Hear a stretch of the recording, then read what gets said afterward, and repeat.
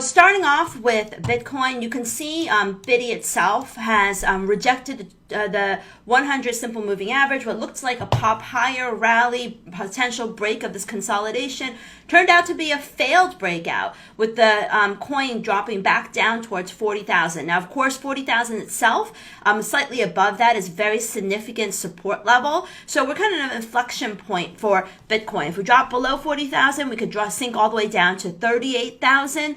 But that's really the level to watch, because right here, really, it's certainly going to depend on risk appetite, and we're ending the week in kind of a sour mood with regards to risk appetite.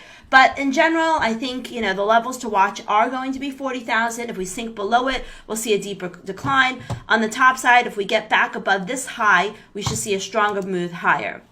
Ethereum breaking below all of the major moving averages, so certainly looking more bearish than Bitcoin, for example. We've got support below 2,600, but just right below it, these spike lows around 2,580, I would say.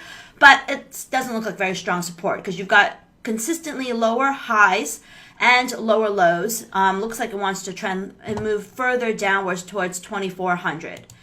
Binance also looking bearish, below, kind of almost below all of the major moving averages. I'm not sure what's up with this feed, but 350 is supporting the downside, and it needs to move above 425 to turn positive. Right now, all of the coins are showing bearish as well.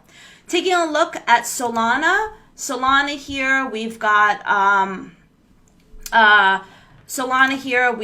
basically the coin dropping below the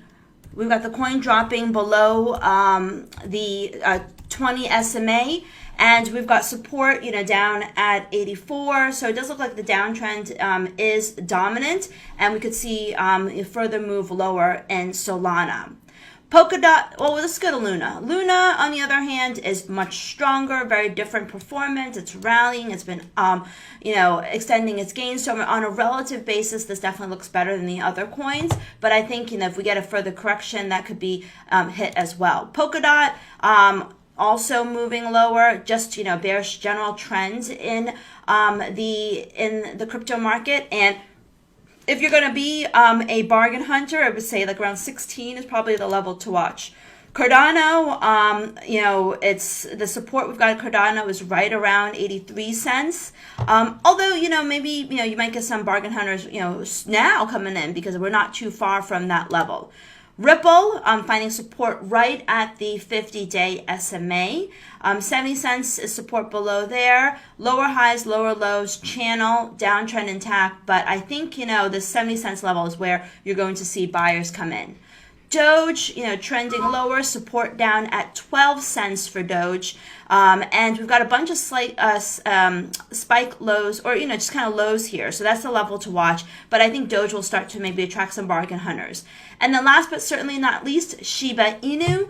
Shiba Inu, just kind of in a grind. He's not really doing much. Following the general market as a whole. Bearish, but we're not seeing that much movement. So if you're trading on a pair basis, what I would say is that, shorting Biddy, going long Shiba is an interesting, opportunity. Of course, Biddy is very volatile. Maybe you want to do something else like Ripple or Doge versus Shiba, but that's another way to look at it. In general, the crypto market is in a sell-off mode, because equities are in a sell-off mode and risk aversion is dominant in the market. If and when that changes, we may see